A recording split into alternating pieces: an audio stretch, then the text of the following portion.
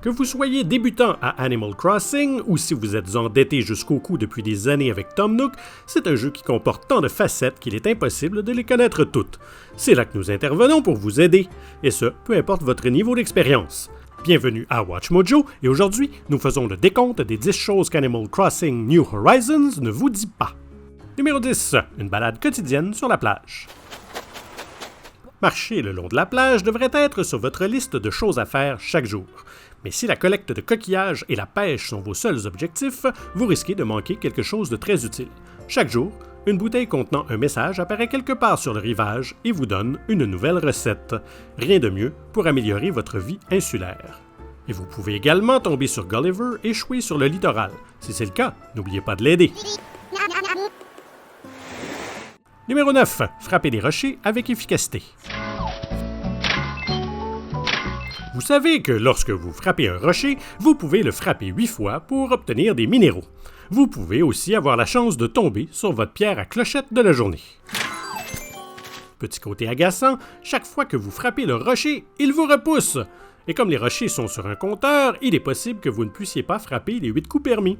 Alors, pour maximiser le nombre de coups, tenez-vous en diagonale par rapport au rocher et creusez 2 trous juste derrière l'endroit où vous seriez normalement repoussé. Voilà, le tour est joué, vous pouvez maintenant frapper le rocher avec efficacité. Numéro 8. Utilisez les toilettes à votre avantage. Eh bien oui, les toilettes ne sont pas que décoratives dans ce jeu, elles servent un but bien précis. À chaque fois que vous mangez un fruit, un petit compteur apparaît pour vous confirmer le nombre que vous avez mangé. Ça ne fera jamais de vous un Super Saiyan, mais ça permet de faire des trucs qui demandent un peu plus de force que d'habitude, comme par exemple de détruire un rocher ou encore de déterrer un arbre entier d'un seul coup, comme un vrai bûcheron québécois, ou encore comme les fameux lanceurs de troncs écossais.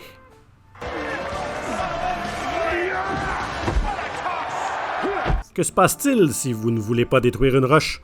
Eh bien, vous pouvez utiliser une toilette pour éliminer le petit extra en vous.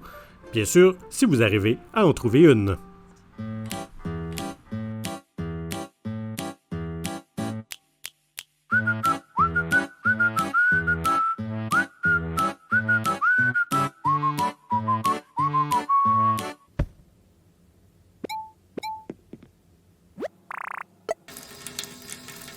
Numéro 7. Croyez-en vos oreilles.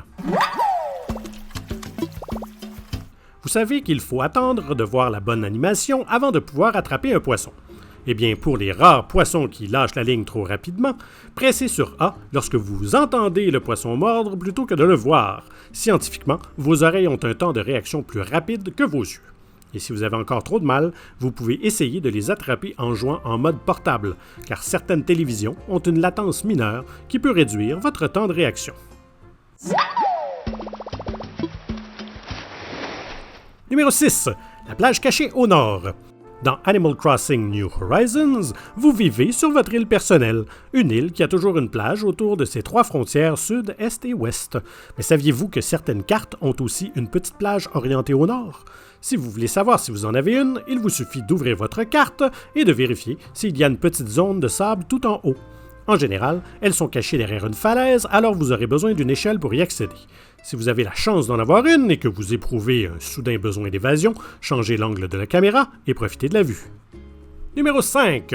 Vérifiez le prix des navets 2 fois par jour. Vous voulez plus de clochettes? Aimeriez peut-être même pouvoir jouer à la bourse? Eh bien, c'est presque possible dans le jeu avec le marché des navets. Si vous êtes en possession de ce légume, ne le gaspillez surtout pas en le mangeant, vendez-le plutôt. Les prix des navets ont une valeur fixe en avant-midi et une différente en après-midi. Ça s'élève lentement vers les 200 clochettes au cours de quelques jours, avec des chances de pointe supérieures à 500 pour de brèves périodes. Et conseil d'amis, évitez de vendre le samedi, car le prix dépasse rarement les 200 clochettes. Numéro 4. Grande maison égale plus de stockage. La gestion de l'espace de stockage dont vous disposez, surtout au début du jeu ou lorsque vous fabriquez, achetez et collectionnez plus de choses, ce qui, dans le fond, est le but ultime, peut être très frustrante. Nos conseils, ne remettez pas à plus tard le remboursement de la dette de Tom Nook.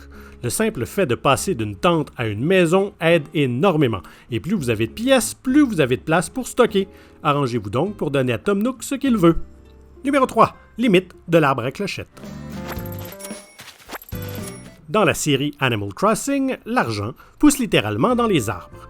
Lorsque vous voyez une tache brillante sur le sol, déterrez-la et vous trouverez un sac de 1000 clochettes.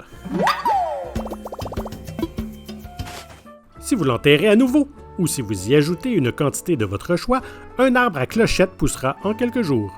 Pour chaque clochette plantée, vous en obtiendrez 3 en retour, mais jamais plus que 30 000 en tout, en général, car certains ont rapporté avoir fait un peu plus. Mais cela semble être soit un pur hasard ou des fabulations quelconques, alors n'y comptez pas trop. 30 000, c'est ce que vous obtiendrez, et c'est déjà pas si mal. Numéro 2. Conservez vos pépites d'or. Si les pépites d'or peuvent être vendues dès le départ pour une somme non négligeable, vous devriez envisager de les conserver. Non seulement parce qu'elles sont difficiles à trouver, mais aussi parce que vous pourrez éventuellement fabriquer des outils en or avec. Les outils en or ont une durabilité de loin supérieure aux autres.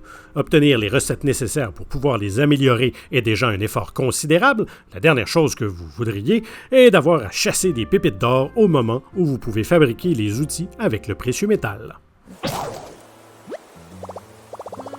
Avant de vous révéler notre numéro 1 qui vous permettra de faire une montagne de clochettes, laissez-moi vous rappeler de vous abonner à notre chaîne et cliquer la clochette pour faire des clochettes, mais surtout pour ne pas manquer notre sélection d'excellentes vidéos que nous produisons chaque jour. Et maintenant, sans plus attendre, le numéro 1, plus de tarentules ou de scorpions?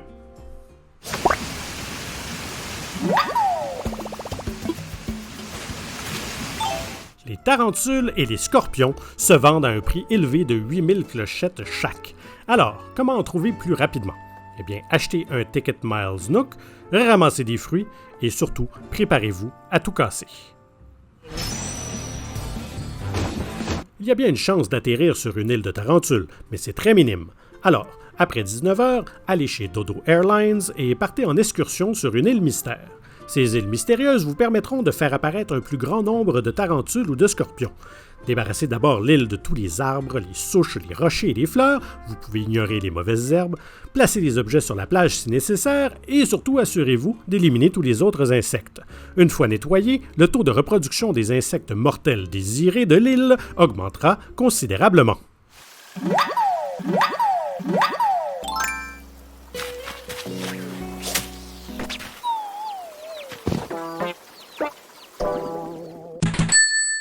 Et gardez également un œil pour Flick, il vous les achètera pour 12 000 clochettes chacune.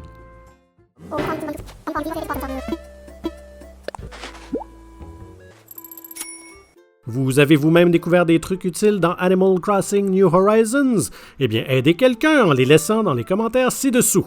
Merci et à bientôt!